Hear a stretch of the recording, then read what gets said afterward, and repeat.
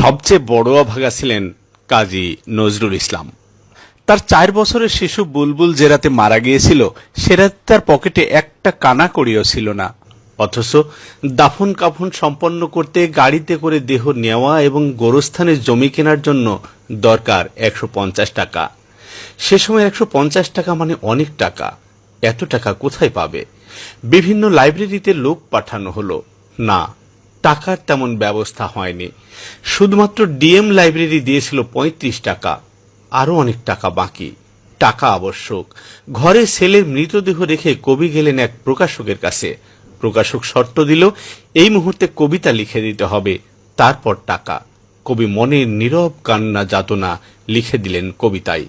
ঘুমিয়ে গেছে শান্ত হয়ে আমার গানের বুলবুলি, করুণ চোখে চেয়ে আছে সাঁঝের ঝরা ফুলগুলি।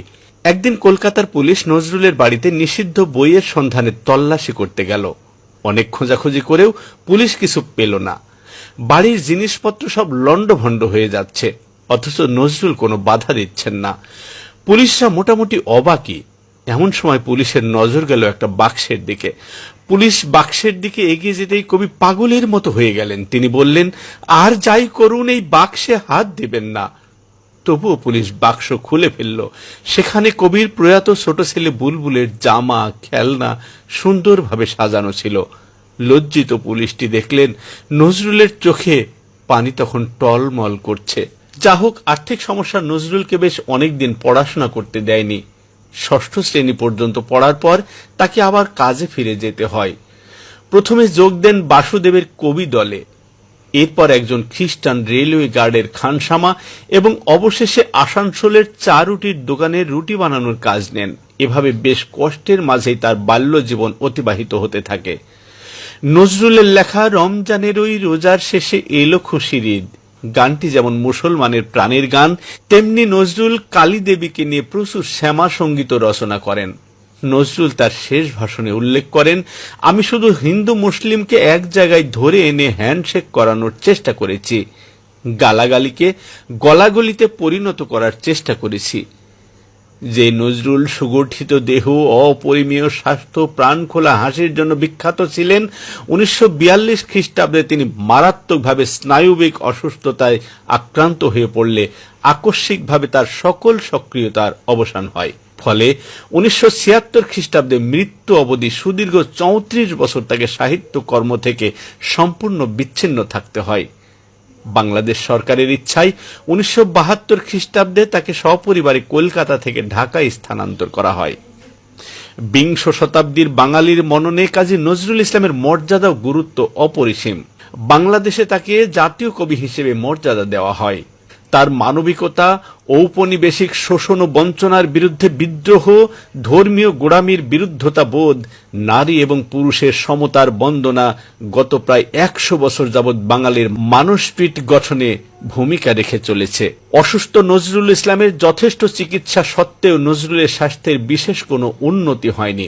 1974 খ্রিস্টাব্দে কবির সবচেয়ে ছোট ছেলে এবং বিখ্যাত গিটার বাদক কাজী অনিরুদ্ধ মৃত্যুবরণ করেন। 1976 সালে নজরুলের স্বাস্থ্যের আরও অবনতি হতে শুরু করে। জীবনের শেষ দিনগুলো কাটে পিজি হাসপাতালে। 1976 খ্রিস্টাব্দের 29 আগস্ট তারিখে তিনি মৃত্যুবরণ করেন। নজরুল তার একটি গানে লিখেছিলেন, মসজিদেরই পাশে আমার কবর দিও ভাই, যেন গড়ে থেকে মুয়াজ্জিনের আজান শুনতে পাই। কবির এই ইচ্ছার বিষয়টি বিবেচনা করে কবিকে ঢাকা বিশ্ববিদ্যালয়ের কেন্দ্রীয় মসজিদের পাশে সমাধিস্থ করার সিদ্ধান্ত নেওয়া হয় এবং সেই অনুযায়ী তার সমাধি রচিত হয়। নজরুল সাম্যবাদের একজন অগ্রদূত ছিলেন। তিনি মুসলিম হয়েও 4 সন্তানের নাম বাংলা ও আরবি ফার্সি উভয় ভাষাতেই নামকরণ করেন, যেমন কৃষ্ণ মোহাম্মদ, অরিন্দম খালেদ বুলবুল, কাজী সব্যসাচী এবং কাজী অনিরুদ্ধ। তার জানাজার নামাজে 10,000-এর অধিক মানুষ অংশ নেয়। জানাজার নামাজ আদায়ের পরে রাষ্ট্রপতি Abu Sadat Mohammad Sayem, major general Ziaur Rahman, rear admiral M H Khan, air vice marshal A G Mahmud, major general Dastagir জাতীয় পতাকা মণ্ডিত নজরুলের মরদেহ বহন করে সোহরাওয়ার্দী উদ্যান থেকে বিশ্ববিদ্যালয়ের মসজিদ প্রাঙ্গণে নিয়ে যান। বাংলাদেশে তার মৃত্যু উপলক্ষে 2 দিনের রাষ্ট্রীয় শোক দিবস পালিত হয় এবং ভারতের আইনসভায় কবির সম্মানে 1 মিনিট নীরবতা পালন করা হয়। এমন একজন কবি এতটা অবহেলিত ছিলেন সেটা নিশ্চয় এখন বুঝতে পারছেন। সবাইকে ধন্যবাদ। সবাই ভালো থাকবেন।